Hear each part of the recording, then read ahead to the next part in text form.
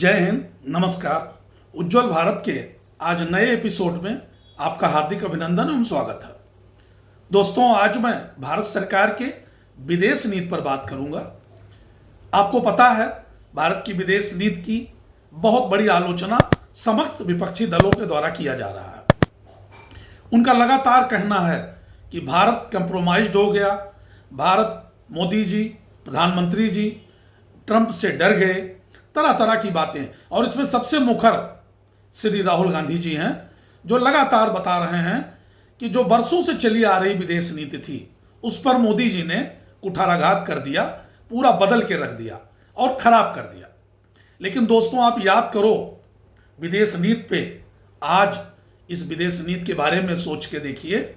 ये ऐसी विदेश नीति है जो हर देश में सर्वमान्य है।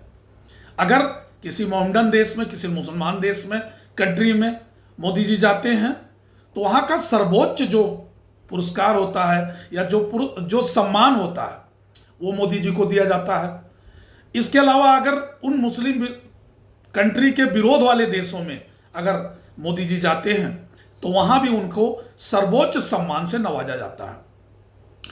दोस्तों, ये आप थोड़ा सा सोचिए कि इस देश के लोगों के द्वारा इस देश में अगर किसी रिश्तेदार में, दो रिश्तेदार आपके हों और उसमें से दोनों आपस में लड़ाई कर लिए हों और अगर आप दोनों से बात करना चाहें तो शायद आपका ही दोनों बहिष्कार कर देंगे, क्योंकि जिससे आप दोस्ती करेंगे वो सोचेगा दूसरे वाले से ना बात करें। ये लोकल की बात खाली है, एक दो रिश्तेदार को आप नहीं संभाल सकते। लेकिन श्रीमान मोदी जी इतने देशों के ऊपर राज कर रहे हैं और पता नहीं लगने देते कि किससे इनकी दुश्मनी है और किससे इनकी दोस्ती है। लड़ाई में, दुश्मनी में कभी कभी कहा भी जाता है कि बोलने के बजाय चुप रहना भी बड़ा बेहतर होता है, और मोदी जी वही कर रहे हैं, चुपचाप बैठे हुए हैं। लेकिन उसके लिए हमारे जो विपक्षी सांसद हैं, विपक्षी दल हैं, ये लगातार चिल्ला चिल्ला के जान दे रहे हैं कि मोदी जी ने ईरान का विरोध कर दिया, ईरान इनसे नाराज हो गया, अब क्या होगा, आगे क्या होने वाला है, अब तेल कैसे मिलेगा। इनको ये नहीं समझ में आया कि आज की डेट तक लगभग यूरोप और एशिया के 80 देशों में पेट्रोल और क्रूड ऑयल के दाम बढ़ गए हैं। तमाम तरह की पाबंदियां लगा दी गई हैं, चाहे वो ऑफिसेज बंद हो रहे हैं, चाहे कॉलेज बंद हो रहे हैं, चाहे वर्क फ्रॉम होम करने की बात की जा रही है। ये यूरोप और एशिया के 80 देशों में हो रहा है। जिन्होंने युद्ध किया उनके देश में हो रहा है।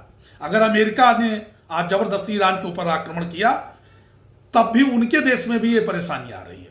क्रूड ऑयल के दाम बढ़ गए, पेट्रोल डीजल के दाम बढ़ चुके हैं और वहाँ तमाम पाबंदियां लोग झेल रहे हैं।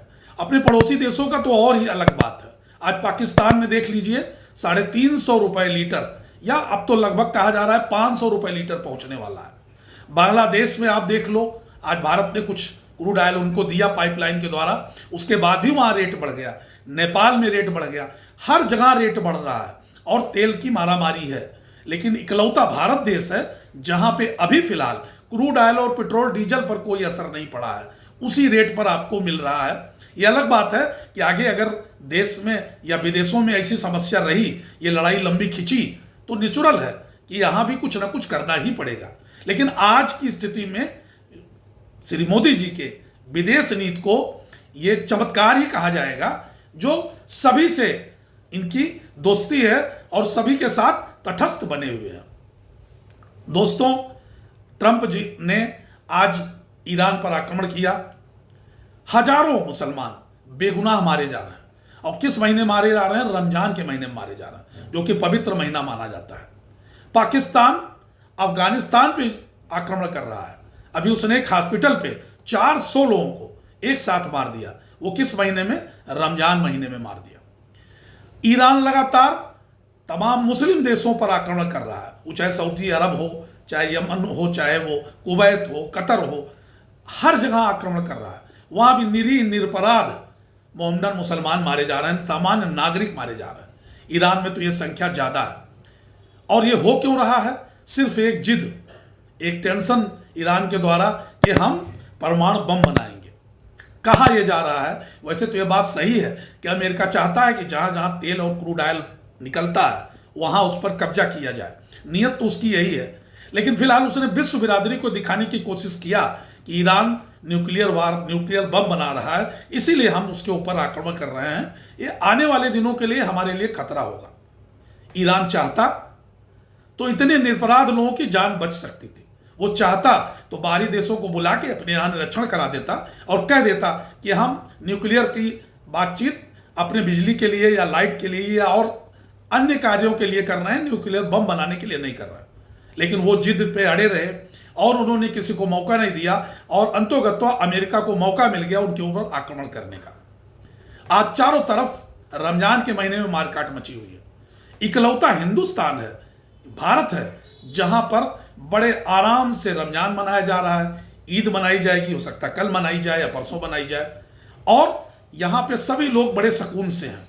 आप ध्यान दें कि यहां अभी तक किसी तेल, एक रसोई गैस को छोड़ दीजिए, वो भी अब कल तक कुछ नॉर्मल हो गई है। रसोई गैस को छोड़ के यहां अभी सब अमनो चैन कायम है और किसी को पता नहीं लग रहा है कि इतना भीषण युद्ध हो रहा है और जहां 80 देशों में ये परेशानियां आ रही हैं। लेकिन हमारे विपक्षियों को ऐसा लग रहा है कि मोदी जी बहुत कमजोर नेता हैं और मोदी जी बड़ा गड़बड़ कर रहे हैं, मोदी जी ने सबसे दुश्मनी कर लिया है। अभी विपक्षी दल श्री राहुल गांधी जी और तमाम विपक्षी दल वाले चिल्ला रहे थे कि देखिए इनके जहाज को ईरान ने रोक दिया है, और जिस दिन ये लोग 3 दिन बोले उसी के बाद से ईरान ने 2 जहाजों को अपने यहां से जाने का परमिशन दे दिया। उस पर भी इनकी बोलती बंद हो गई। अब तो कांग्रेस के अंदर ही लोग बगावत कर रहे हैं और श्री राहुल गांधी जी के खिलाफ हो रहे हैं।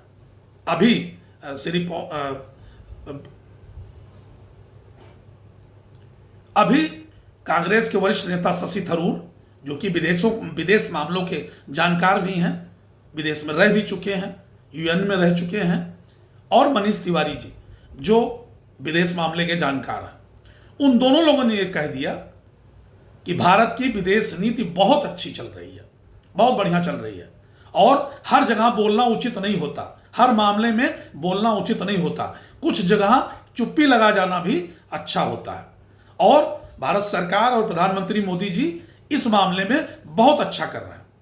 अब ये अलग बात है, ये 2 नेता श्री राहुल गांधी जी के खिलाफ जाके कब तक कांग्रेस में रह पाएंगे, लेकिन आज जो भारत की विदेश नीति है उसके सभी लोग तारीफ कर रहे हैं।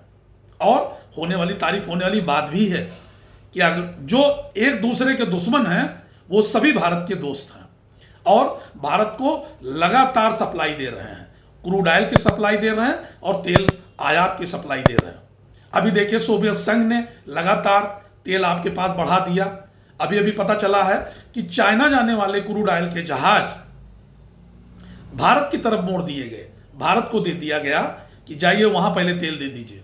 और कमाल की बात है, जिसको कहा जाता चाइना हमारा विरोधी है, आज चाइना ने भी, चीन ने भी इसका कोई विरोध नहीं किया और वो चुप रहा। और कहा भी जा रहा है कि शायद अब एक तिकड़ी बनाने की बात हो रही, सोवियत संघ, चाइना और भारत, साउथ कोरिया, ये सब मिलकर एक अलग अपना बनाएं, इसलिए अमेरिका भी चुप है। इसके साथ कमाल देखिए, ईरान के 3 जहाज वारशिप अपने भारत में हैं, वो वहां पे खड़े हुए हैं, लेकिन अमेरिका ने कभी नहीं कहा कि इनको निकाल के बाहर करो नहीं तो हम वहां आक्रमण कर देंगे।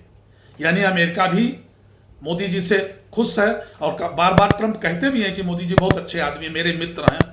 इसके बाद सऊदी, कतर, जो लोग भी हैं, मुस्लिम कंट्री, तमाम मुस्लिम कंट्री लगातार मोदी जी के संपर्क में रहते हैं, उनके साथ बातचीत करते रहते हैं। और इनके समस्त दुश्मन इजराइल, इनके दुश्मन भी ईरान से भी प्रधानमंत्री की लगातार बात हो रही है और ईरान भी तेल की सप्लाई दे रहा है और उनके जहाजों को आने का निमंत्रण दे रहा है। पूरा विश्व हैरान है कि ये कौन सा विदेश नीति है जो मोदी जी चल रहे हैं, लेकिन हमारे विपक्षी दल को यह समझ नहीं आ रहा है कि ये कौन सी विदेशी नीति है।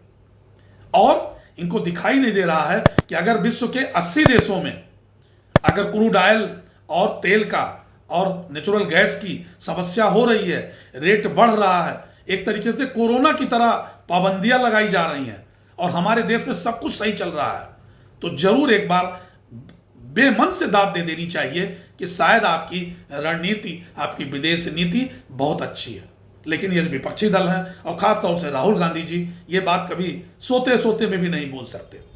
इनको पता नहीं कब समझ आएगी, और जब तक समझ में आएगी बहुत देर हो जाएगी। आज इतनी ही बात, आगे मिलते हैं फिर किसी अंक में। जय हिंद, नमस्कार।